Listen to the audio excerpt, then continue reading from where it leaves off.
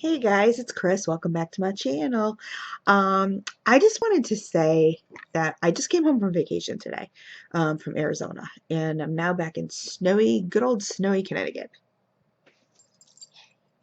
No, not really. Um, but I just wanted to say it was kind of funny. I came back today, first day back on YouTube, like real YouTube, not just, like the Kindle version. And not in Facebook, not just the Kindle version. And it was kind of funny. It was funny and it was not funny. Um, so I get online, right? And I'm in one of the groups and there's drama. Drama, drama, drama, drama. Like, oh my God. And you know, I'm gonna be honest, I really did not miss it. I didn't miss it at all on vacation. So maybe being away from Facebook for a little while was a good thing. Um, I found it kind of sad my first day back that, okay, here we go, with the drama. Um, but anyway, I'm trying to just ignore everything and that kind of thing. I mean, being in Arizona, I have to tell you, was super chill, super relaxing. I have like a whole new attitude as far as kind of how I approach things and kind of how, I really just living out there puts you in a whole nother perspective, if that makes sense. Like it's, they say people from Connecticut are rude, you know what I mean? And it's funny because I've lived here my whole life, right? And of course there's wonderful people in Connecticut, but they really can be. It's like you go out to a place like Arizona, especially where my mom has a house, and it's kind of like in the middle of nowhere. Like it's its own little tiny town, quaint little town, but everybody is so nice. I mean, even at the airports, like our flight out of Bradley here in Connecticut, we missed our flight. So for people who didn't know, we missed our flight and we had to check a bag that was actually empty. It was an empty suitcase. This is a Chris's mother story. So my mom insists we check an empty suitcase, right? Because she has a whole ton of stuff that she wants us to come home with. So I go and I find the biggest suitcase in her attic that I can find, right? So we're outside for a good 25 minutes in the freezing, freezing cold, curbside check-in, um, and to check this empty bag. And we were there an hour and a half before our flight. So you would have thought that would have been plenty of time, right? So we finally check the bag. We go inside. The lines were, and I fly out every year, if not twice a year, to Arizona. So, I am very familiar with Bradley Airport, and the lines were insane. I don't know if it's because it was kids' vacation, if it was President's Day, if it was because we had had a lot of snow, so a lot of flights couldn't get out, so they were kind of trying to squeeze all these flights. I don't know what it was. I have never seen so many people in my life. Like if I was claustrophobic, I probably would have just left. So for another 25 minutes, okay, so now we have a half hour before our flight. We're sitting in this line thinking that it's a security line. No, only to find out it's another check-in line. It's the inside check-in line to check your baggage. But we didn't need to check our baggage. So I'm like, oh my God. So I'm asking these security people, and this is not like Bradley Airport, but I am going to write a letter. It's not Bradley Airport. It's the TSA or Travel whatever administration, whatever. I mean, it was horrible. I'm trying to ask these people like, well, where in line are we supposed to be? Where's the end of the line? Oh, the end of the line's like wrapped around the building. All this kind of stuff. And it's like, they were so rude. Like a lot of people, you would ask a question and they would literally walk away from you. Like I'm asking them a question. Like, okay, well, what line am I supposed to be in? They would look at me and walk away. Like seriously? Or their thing is, well, we're not part of the airport. Because I'm like, at one point, we're finally in the security line, right? But we're like way in the back. Like, you can't even see security yet. And I hear them paging us. Like, our flight's ready to leave. Now, I'm having a panic attack. I'm freaking out. I'm like, so I'm asking, of course, who's around? Security people, right? So I'm like, what do we do? Nothing. You guys just sit here, get it back. I said, but they're paging us. Like, our flight is going to leave. People are walking away. They're not even like acknowledging that you just asked a question. So I turn around and I'm like freaking out, and I'm saying to everybody in front of us, I'm like, excuse me, can we please get in front of you? Like, I'm begging. I'm like they're paging us, and that's us that they're paging, and our flight is gonna leave, and we haven't even gotten through security. And the passengers were really, really super nice. They let us go, all this other stuff. So we get up to the beginning of the line. They take our boarding. I said, can you please hurry? Like, they're looking at our boarding passes, all this stuff. I'm like, they're paging us. See, they just paged us again. Like, we have like a 5-minute warning, whatever. So then we get up to where you walk through, right? And I'm standing there freaking out. We're ripping, you got to pull your sweatshirts off and your coats off and all this other stuff. And we're throwing everything on the thing. And it was me, my son, and it was me, Dante, and Marin. And I'm looking at the guy, and he's got the little rope, like he's important, and I'm looking at him. Here I have no shoes, I'm no sweatshirt, I'm all set, I'm ready to go through. And he's staring at me. And I'm like, can I walk? Can I walk through the security? Like, they're paging us. We need to go. And he's just staring there. He's just standing there, looking at me. Finally, he kind of, casually like pulls the rope, whatever. So I walk through. So then I said to another security guy, I said, we gotta hurry this up. Like, we really gotta go. And, we do carry on and stuff like that. I mean, so there's really not that big of a deal. So the guy's like, well, leave because Marion got through security. They said, let him go, and you guys just collect the rest of the stuff. You know what I mean? And let him run to the gate. So poor Marin, no shoes on, right? Running in his socks to the gate. So me and Dante are carrying suitcases, and we've got carry-ons and, shoes and socks and sweatshirts, and we're like, oh my God, we're like a mess. Like, we have our hands full, right? So we start walking. Here, Marin comes pulling up with one of the guys who, runs the little buggy things or whatever in the airport. He's like, we missed it by 5 minutes. I go, what do you mean? What do you mean we missed it? What are you talking about? So we get on this thing. He's like, they shut the doors. I said, okay, they shut the doors. Yeah, they shut the doors. By the time I got in there, they shut the doors. We were 5 minutes late. And I go, well, can't they open the doors? We're on our way. Like, here we are. Like, we're here. No, I guess it's not FDA, whatever.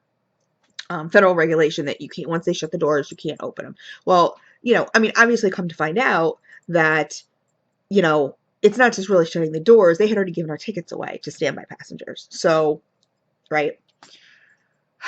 So we missed our flight, right? We were supposed to fly into Chicago. Now, the good thing was that, as it turned out, and you'll see the tie-in to this video, I was speaking with Paula, who is just one of the sweetest women on the wax boards ever. Love this woman to death.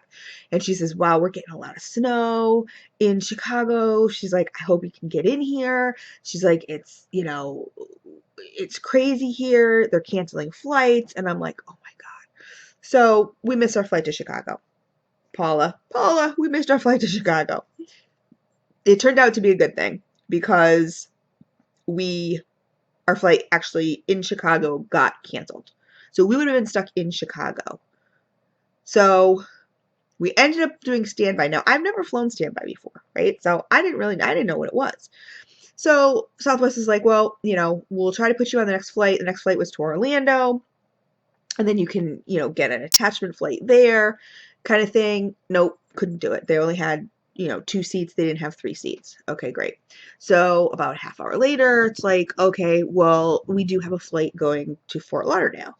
So I said, okay, and there's 3 seats, so of course we're sitting here, you just sit and you wait until they look at you and say, okay, you can get on the plane. You know what I mean? Like, you have no boarding pass now. You kind of like feel like a duck out of water. Like, you don't have any identification. You don't have like a boarding pass that says you're even supposed to fly, but you're in the airport, but you don't have anything to hand anybody. So you're just kind of like, okay, like, what do I do? Kind of thing. So they said, oh, there's 3 seats on this flight. We're like, okay, great. So we walk in, we get on the flight, and of course, everybody picks the aisle or the window. Now, I'm an aisle person. I have to be in the aisle just because I have to get up, I have to walk around kind of thing. And my son likes the window. And Marin is 6'8", guys. So if we can sit in the front where, there's no trays, but there's more leg room, we try to get that, of course, on standby. We're the last 3 on the plane. We're not going to get that. So everybody's sitting either in an aisle and in a thing, and the only seats that are open are middle seats, right? So totally sucks for Aaron because he's stuck in between people, and he's 6'8", he's got no leg room, and whatever. So, but I said to one of the guys when I walked in, I said, would you, okay, my camera's doing something really weird. What's it doing? Hello? Okay, I don't know what it's, okay, there we go. It's better. Oh God, I hope it doesn't upload like that. Anyway, so I said to a man that was on the aisle, I said, do you guys mind, it was a husband and wife, so it's a husband in the aisle, nobody in the middle, and then the wife at, at the window. I said, do you guys mind, like, either, I was talking like basically to 2 rows. I said, if any of you guys could like switch so, me and my son could sit together. The guy goes, no. I'm like, okay. Like, I don't even really know what to say at this point because I'm like, we had already missed our flight. Here we are flying standby. We're flying to Fort Lauderdale. We have no idea if we're going to get on a flight to Phoenix from Fort Lauderdale. We're just heading south. We're just like, okay, we're just going kind of thing. So I'm like, okay. So I didn't say anything. I said, fine. I said, Dante, you sit in the middle seat ahead of me, and I'll be right in back of you. So he's like, fine. He didn't need to sit there. He didn't need to sit next to me. It just would have been nice. I mean, it was stressful. We were stressed out anyway, whatever. So I sit down in between this guy and his wife, right?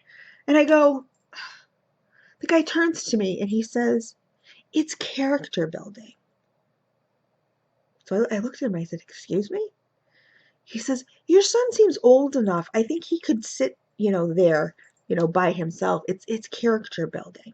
So now he's telling me like how I should be sitting or raising my son, or I'm like, okay, like, Chris is about to lose it. So I just, oh yeah, okay. Just kind of smiled and nodded, inside, you guys know what I was doing to him, but whatever. So after we get off the plane in Fort Lauderdale, this Fort Lauderdale airport, I have never flown into Fort Lauderdale. I know Orlando airport's huge. Fort Lauderdale, there's 9 gates, right? So we go up to the Southwest, and we said, okay, well, what do you have going to Phoenix? And they said, well, we could fly you out on the next flight. She said it leaves in like 10 minutes, but that goes up to New York and then to Phoenix. I'm like, we just came from Connecticut. Like, why are we going to go fly 3 hours back up to New York to then fly to Phoenix? I was like, okay, so then I started to panic a little more because I'm like, is that our only option? Like, oh my God, because flying cross country is, I mean, it's a lot, So I said, well, what else, do you have anything else? Are there any other options? She says, yeah, well, we have a flight leaving in about, because we have one other flight leaving today to Phoenix. It's our last flight leaving to Phoenix today. I said, okay. She says, it leaves in 5 hours. Okay. She says, but the good news, and I started to laugh. I said, oh, there's good news? Like, I haven't gotten any good news yet today. I'm like, oh, there's good news? So she starts to laugh. She says, yeah, there's plenty of openings on this flight. So there's, 99.9% chance that you will get on this flight. So I said, okay, so we have to wait in, Fort Lauderdale for 5 hours. 5 hours, you guys. We were supposed to be in Phoenix by 2:20 in the afternoon. We didn't get there till like 8:20 at night. So here we are, 5-hour delay, right? So I've never had a 5-hour delay. I am so glad I was with Dante. And like, Dante is like the best flyer. He's just so chill and whatever, like, cares. So I said, okay, at this point, I'm like, okay, you know what? I'll walk around the airport. Like, I like airports. I said, no, I'll walk around the airport. Well, this airport was like 9 gates. That was it. Nine gates. It was the smallest airport I've ever seen in my life, right? So yeah, that didn't really even take up a half hour. So I'm like, okay, so now I have 4.5 hours, you know? So anyway, we ended up getting there. It was a lot later. And actually it was kind of a blessing. I would kept cursing that empty suitcase because if we didn't have to check that empty suitcase, we may have made the flight. But then I kind of said to myself, you know what, Chris? I think it's a blessing because if you had flown into Chicago, you would still be in Chicago and you'd probably be in Chicago till tomorrow and you'd be sleeping in the airport. And I was like, yeah, you know what? That's true. So anyway, this video is about Paula. And she was the one giving me the updates to Chicago and making me super nervous. And I'm like, oh no, what are we gonna do? We're gonna fly in there and then we're gonna get stuck and all this other stuff. And well, we ended up missing our flight anyway, Paula. So we didn't get stuck in Chicago. Although maybe we could have stayed with you if we got stuck in Chicago. I don't know. Here I am offering, you know, up a floor or something like, you know, hey, can we sleep on your floor, Paula? But I have to tell you, so I should say I came home to this. I have had this in a box. Now, I got this box, medium flat rate box, okay? Paula had sent me a message a couple weeks ago, and she had said, do you like a certain fragrance? You know, it's a specific fragrance. And I said, yes, I do, right? So then I kind of forgot about it. You know, the amount of wax that I get in and everything like that, I kind of forgot about it. So, I had noticed that I had gotten a box from her, but again, I kind of get like, oh, did I order a D-stash from this person? Like, what is going on? Sometimes in this house and with wax, it's kind of like, what's going on? Like, I don't know which end is up. Like, did I order? I don't remember placing an order.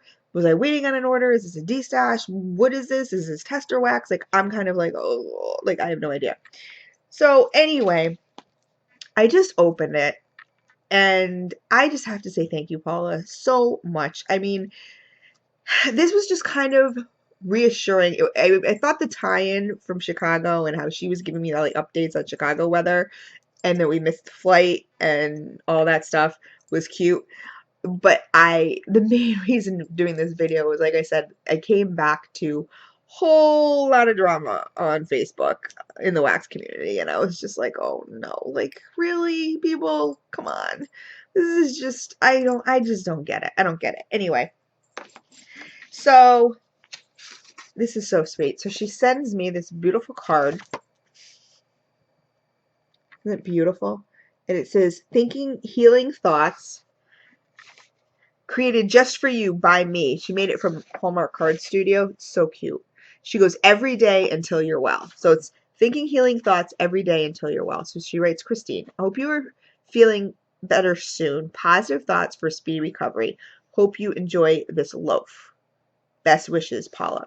And, oh my God. So I remembered, like when I'm opening the package, I remembered what the scent was, right? That she had asked me if I liked. And so here I am, and I have this big medium flat rate box, and I'm going, what did she do? Like, I thought like I was gonna get a tart or something, or you know, maybe a couple scent shots in this certain scent, and I was like, oh, okay. So I get this medium, and I'm like, even as I'm unwrapping it, you know, I'm pulling out tissue paper and craft paper and all this other stuff, and I'm going, what's going on? It was before I read the card. I got this loaf, you guys.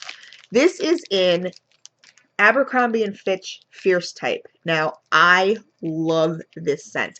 I am a huge men's cologne scent, and just to let you guys know, if you guys don't know, this is how they describe it. A woodsy, masculine fragrance. Well, okay, Chris is all over that, right? With top notes of lemon, lime, and a splash of orange. Middle notes of petitgrain. I have no idea what that is.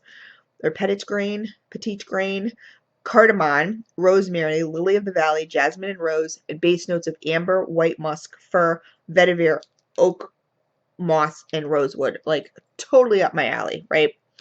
So when I first started doing wax, I did mostly green and earthy, and I was really kind of into the cologne scents.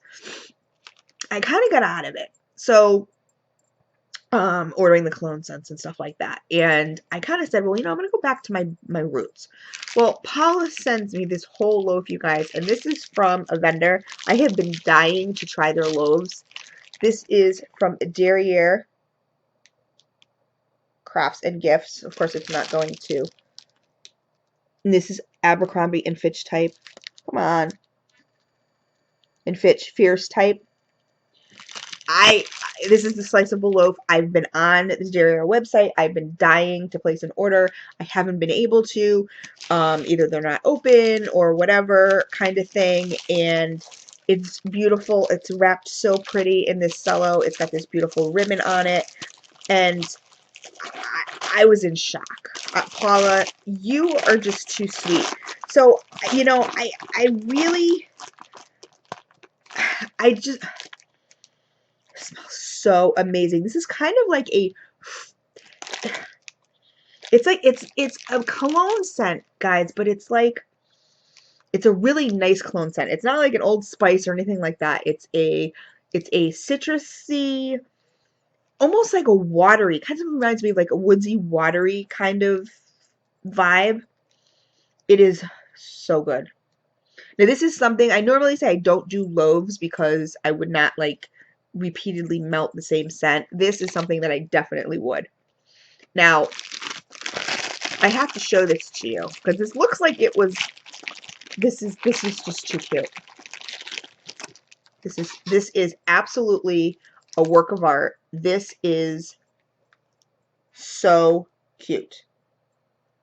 I can't figure out what that second thing is, but the first thing is, see all the piped wax.